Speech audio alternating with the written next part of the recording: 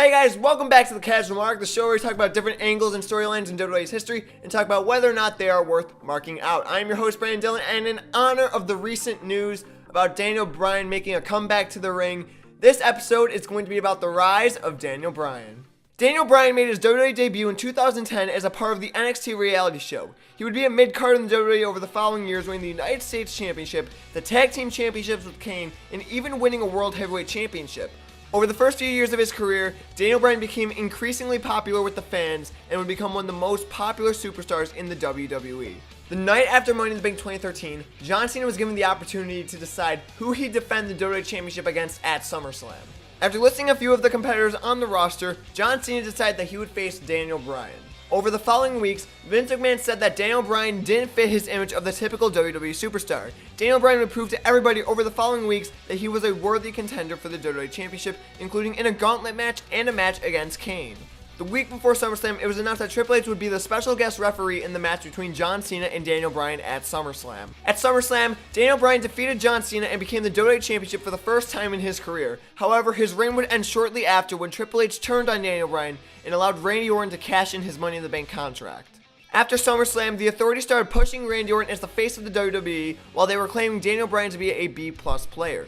Daniel Bryan would get his rematch at the Night of Champions pay-per-view, where Daniel Bryan would once again win the WWE Championship. However, his reign would once again be short-lived when he was stripped of the title the following night on Raw due to Scott Armstrong making a fast count during the title match. Daniel Bryan would once again receive a title shot at Battleground against Randy Orton, where the match ended in a no contest after both Bryan and Orton were knocked out by Big Show. He challenged for the title for the last time at Hell in a Cell, where he once again faced Randy Orton inside Hell in a Cell, where Shawn Michaels was a special guest referee. Bryan, however, would be unsuccessful in this match after he was hit by a superkick from Shawn Michaels after Bryan attacked Triple H. After Hell in a Cell, Bryan would move down the card a little bit while he feuded with the Wyatt family.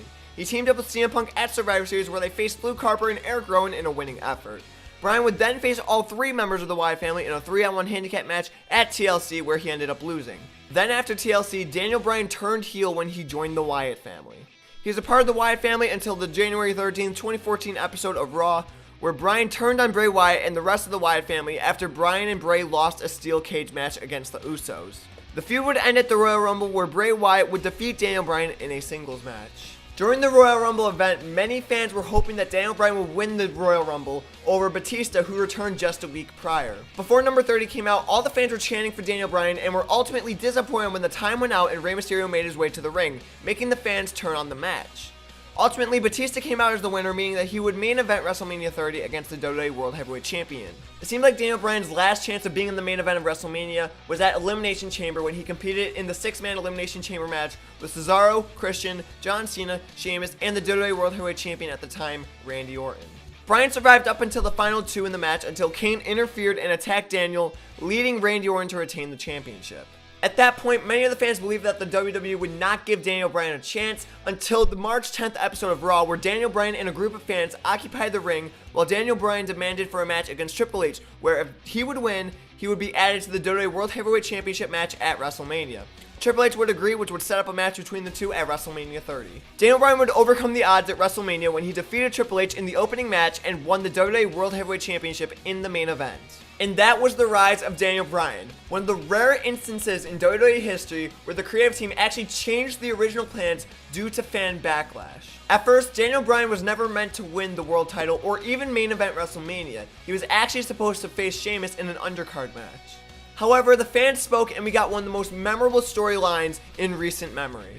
The storyline is going to receive a 5 on the mark meter because even though at first the WWE did not have any belief in Daniel Bryan, and this wasn't even the original plan, the change in the storyline led to one of the greatest underdog stories in WWE history. Daniel Bryan kept being pushed down by management and was being told that he wasn't good enough, but then was ultimately on top with the WWE World Heavyweight Championship. After winning the title, however, Bryan was actually injured for a while, and he wasn't on TV or wrestling for a while, but then he returned to win the Intercontinental Championship before being injured once again. He had to retire in February of 2016, but was recently cleared a few weeks ago, and many fans are excited to see Bryan make a comeback in the squared circle at WrestleMania 34. I'm filming this before WrestleMania 34, so if WrestleMania 34 already happened, maybe he won, maybe he didn't, I'll put it right there, I don't know. So that was it for the Casual Mark. Make sure you leave a like, leave a comment down below telling me what storylines or angles you want me to cover in the future.